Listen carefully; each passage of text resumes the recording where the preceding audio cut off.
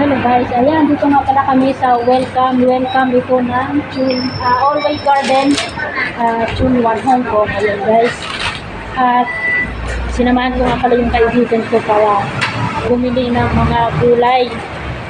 Ayan guys, ang mga gulay dito parang kagaya din na sa Pilipinas na may, kung anong meron dyan, meron din dito sa Pilipinas guys. Ha? Alin? Ayan. Oh.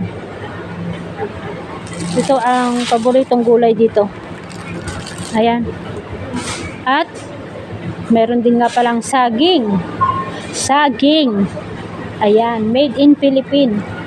Ayan, made in Philippines na saging. Oh, di ba? Ang dami. Ayan, made in Philippines. Ang saging.